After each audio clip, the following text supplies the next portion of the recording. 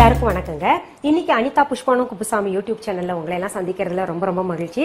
இப்போ முதல்ல உங்களுக்கு சப்ஸ்கிரிப்ஷன் பத்தியும் டிஸ்கிரிப்ஷன் பாக்ஸ்ல எப்படி போய் பார்க்கணும்ன்றது பத்தியும் நான் உங்களுக்கு விளக்கிடுறேன். ஃபர்ஸ்ட் அந்த சப்ஸ்கிரைப் பட்டனை அழுத்திடுங்க. அப்புறம் பாத்தீங்கன்னா இந்த கோயில் மணி மாதிரி ஒரு பெல் ஐக்கான் இருக்கும், அதையும் அழுத்தி விட்டுருங்க. அப்பதான் நான் என்னென்ன பதிவுகள் போடுறேனோ அதெல்லாம் உங்களுடைய கவனத்திற்கு நோட்டிபிகேஷன்ஸ்க்கு தொடர்ந்து வந்து சேரும்.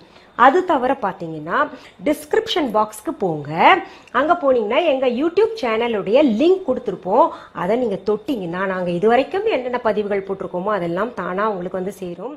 சரி, இன்னைக்கு நான் வந்து உங்களுக்கு இட்லி மாவுலயே பணியாரம் செய்வது எப்படி. என்ன மேடம் இது என்ன பெரிய மூட்டையா அப்படின்னு நீங்க நினைப்பீங்க. அதாவது பெரும்பாலும் என்ன தெரியுமா, எல்லாரும் என்ன சொல்லுவாங்க, அந்த பணியாரத்துக்குன்னு தனியா ஒரு மாவு அரைக்கணும், அப்பதான் சுவையா இருக்கும்னு. நான் எல்லாம் அப்படி பண்ண மாட்டேங்க.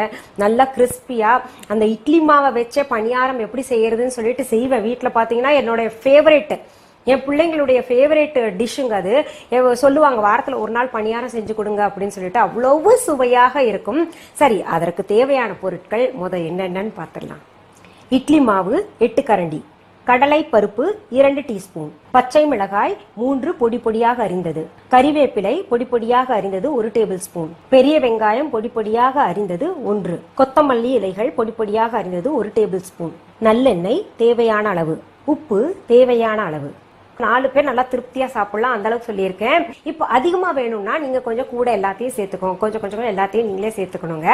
நான் பாருங்க அடுப்புல ஒரு பேன் வச்சிருக்கேன், அதை பத்த வச்சுக்கலாங்க. அடுப்பு பத்த வச்சுட்டு சூடாக விடலாம். ரொம்ப சுவையா இருக்கும். இன்னைக்கு நான் செய்யறது உப்பு போட்டு செய்யற பணியாரம். இன்னொரு நாளைக்கு உங்களுக்கு வந்து இனிப்பு பணியாரம் செஞ்சு காமிக்கிறேங்க, அதுவும் சுவையா இருக்கும். இப்போ உங்களுக்கு 2 பணியாரத்துல எது அதிகமா ஃபேவரட் எல்லாருக்கும் பாத்தீங்கன்னா, எல்லாருக்கும் உப்பு பணியாரம் தான் ரொம்ப பிடிக்கும். ஏன்னா அது வந்து சட்னி கலர்ஃபுல்லா வச்சுட்டு சாப்பிடுறதுல எல்லாருக்கும் ரொம்ப பிடிக்கும். இப்போ பாருங்க, இப்போ பேன் சூடாயிருச்சு. அதுல கொஞ்சம் எண்ணெய் ஊத்திக்கலாம். இந்த எண்ணெய் வந்து உங்களுக்கு காய்கறி தாளிக்கிற எண்ணெய் கூட போட்டுக்கலாம், இல்லைன்னா நல்லெண்ணெய் கூட போட்டுக்கலாம், அது உங்களுடைய சாய்ஸ்.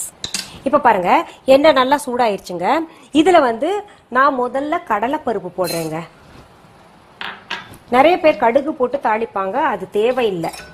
கடலைப்பருப்பு எதுக்காக போடுறோம்னா, அந்த பணியாரம் சாப்பிடும்போது நடுவில் நறுக்குன்னு வரும் பாருங்க, அது கொஞ்சம் சுவையை கூட்டும். பாருங்க, கடலைப்பருப்பு இப்ப பாதி வறுத்தாச்சு. நம்ம இதுல அடுத்தது பாதி வறுத்தோம்னா நம்ம பெரிய வெங்காயத்தை சேர்த்துக்கணும். அடுத்தது பச்சை மிளகாயும் சேர்த்துக்கலாம். அடுத்தது கறிவேப்பிலையும் சேர்த்துக்கலாங்க. நிறைய பேர் என்ன நினைப்பீங்க, ஐயே இதெல்லாம் இவங்க வதக்குறாங்களே அப்படின்னு. யாரும் இந்த ப்ரொசீஜர் படி செய்ய மாட்டாங்க. நீங்க இந்த ப்ரொசீஜர் படி செய்யுங்க. ஏன்னா உங்களுக்கு இந்த பச்சை வெங்காயத்தை அப்படியே எல்லாரும் என்ன பண்ணுவாங்க, மாவுல வெங்காயத்தை நறுக்கி போட்டுருவாங்க அப்படியே பச்சையா. அப்புறம் வந்து தாளிக்கிறது மட்டும் இந்த கடலைப்பருப்பு போட்டு தாளிப்பாங்க. ஒரு கரண்டியில் தாளிச்சு அதை கொட்டுவாங்க. அந்த கருவேப்பிலையும் பச்சையா போட்டுருவாங்க, பச்சை மிளகாயும் பச்சையா போட்டுருவாங்க. எல்லாரும் அப்படி போடுவாங்க. அதுக்கும் இதுக்கும் சுவை உங்களுக்கு வித்தியாசம். நீங்க செய்யறவங்களுக்கு, ரெகுலரா செய்யறவங்களா இருந்தா உங்களுக்கு வித்தியாசம் தெரியும் பாருங்க. ஏன்னா இந்த பெரிய வெங்காயத்தோடைய பச்சை வாசனை போயிடணும். குழந்தைங்க இந்த மாதிரி செஞ்சா கொஞ்சம் விரும்பி சாப்பிடுவாங்க. இதெல்லாம் கருவேப்பிலை நல்லா குழந்தைங்களுக்கு சாப்பிட வைக்கக்கூடிய ஒரு வழி இதெல்லாம். இப்ப பாருங்க, இதை கொஞ்சம் அப்படியே விட்டுட்டு அடுத்த அடுப்புல என்ன பண்ணலாம்னா, இந்த பணியார சட்டி இருக்கு இல்லையா, இதை வச்சுக்கலாங்க. அடுப்பை பற்ற வச்சுக்கலாம். இது அது வரைக்கும் சூடாகிக்கிட்டு இருக்கட்டும். இங்க பாருங்க, வெங்காயம் நல்ல நிறம் மாறிடுச்சு, நல்லா வதக்கியாச்சு. இப்போ நான் அடுப்பை அணைச்சிடுறேங்க. இதுல இப்போ கொத்தமல்லி தலைகள் வேணுங்கிற அளவு சேர்த்துக்கோங்க. நீங்க கொத்தமல்லி தலைகள் வந்து ஆப்ஷனுங்க, இது நல்ல மணத்தை கொடுக்கணுங்கிறதுக்காக நான் போட்டிருக்கேன். இப்போ இதை இந்த மாவுல கலந்துக்கலாம்.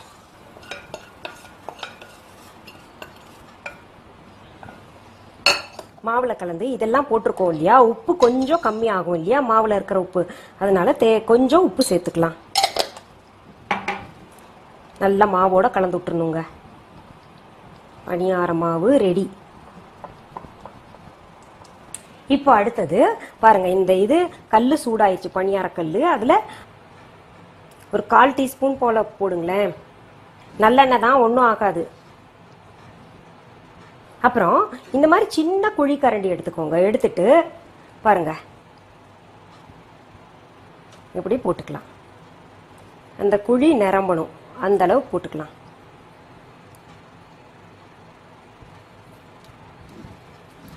இப்போ என்ன பண்ணணும்னா, நம்ம ஒரு தட்டை எடுத்து மூடி வச்சிடலாங்க. சிம்ல வச்சு விட்டுறணும், அப்பதான் கிறிஸ்பியா. இப்போ பணியாரம் வெந்திருக்கான்னு பாப்போங்க. அடடடா இப்படி உப்பி வந்திருக்கே. மாவு இந்த இடம் ரொம்ப நல்லா அரைச்சிருக்கு போல இருக்கு, அதனால தான் நல்லா உப்பி வந்திருக்கு.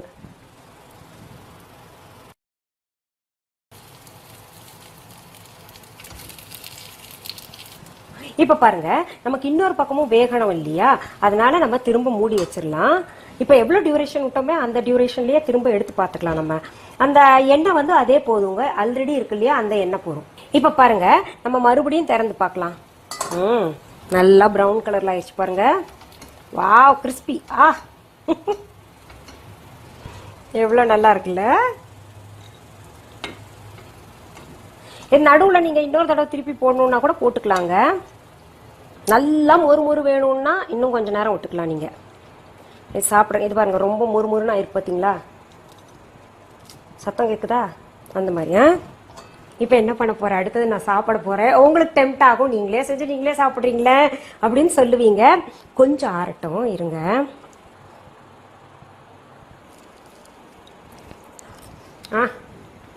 ரொம்ப டேஸ்டா இருக்குங்க. சூடா இருக்கு, சாப்பிட முடியல, அதனால வச்சுட்டேன்.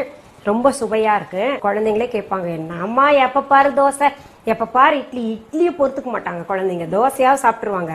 இது ஒன்னா நீங்க ஸ்கூல்ல இருந்து வந்த உடனே சாயந்தர நேரத்துல கூட ஒரு டிஃபன் ஐட்டமா கொடுக்கலாம். இல்ல ஒரு 2-3 சட்னி வச்சுக்கோங்க. தேங்காய் சட்னி வச்சுக்கோங்க, பூண்டு சட்னி வச்சுக்கோங்க, இல்லாட்டி பெரட்டை துவையல். அப்புறம் வேற ஏதாவது ஒரு சின்ன சாம்பார் மாதிரியோ, அது இல்லைன்னா கூட இன்னொரு சட்னியும் வச்சுட்டு, பச்சை சட்னி, கொத்தமல்லி சட்னி எல்லாம் செய்யலாம். புதினா கொத்தமல்லி சட்னி ரொம்ப சுவையா இருக்கும். எனக்கு ஃபீட்பேக் வந்து உங்க குழந்தைகிட்ட இருந்து வேணும். அப்புறம் நீங்களும் போடுங்க. சரி, மீண்டும் சந்திக்கலாமா? நன்றி. அன்பான வாடிக்கையாளர்களே, உங்கள் விஹா ஸ்டோரில் பூஜை பொருட்கள், சிலைகள், ராசிக்கற்கள், வாஸ்து பொருட்கள், விதைகள், பாரம்பரிய அரிசி வகைகள், சிறுதானியங்கள், ஆர்கானிக் பொருட்கள், மூலிகை எண்ணெய், மளிகை பொருட்கள், மரச்செக்கு எண்ணெய், மரப்பொருட்கள், வெள்ளி ஆபரணங்கள், கிஃப்ட் ஆர்டிகல்ஸ், காட்டன் மற்றும் பட்டு புடவைகள், காட்டன் சுடிதார்கள், பட்டு பாவாடை, குழந்தைகளுக்கான விளையாட்டு பொருட்கள், ஹை குவாலிட்டி இமிடேஷன் நகைகள், வீட்டு உபயோக பொருட்கள், ஜூட் பேக்ஸ், ஹேண்ட்மேட் சோப்ஸ், அழகு சாதன பொருட்கள், சிறுதானிய பிஸ்கெட்டுகள், ஹோம் அப்ளையன்சஸ், இன்னும் பற்பல பொருட்கள் விற்பனைக்குள்ளது. விஹா ப்ராடக்ட்களை நீங்கள் வாங்க விரும்பினால் அது எங்களுடைய viha.online வெப்சைட் மற்றும் சென்னை ராஜா அண்ணாமலைபுரத்தில் உள்ள எங்கள் விஹா ஸ்டோரில் மட்டுமே கிடைக்கும் என்பதை தெரிவித்துக் கொள்கிறோம். வேறு எந்த ஆன்லைன் வெப்சைட்களிலும் விஹா ப்ராடக்ட்கள் விற்பனைக்கு கிடையாது என்பதை நீங்கள் கவனத்தில் கொள்ள வேண்டும். எங்கள் விஹா ஸ்டோரின் விலாசத்தை கண்டறிய கூகுள் மேப்ஸில் விஹா ஸ்டோர் என்று டைப் செய்தால் வழியை கண்டறியலாம். www.viha.online வெப்சைட்டிலும் விஹா ஸ்டோரின் அட்ரஸ் உள்ளது.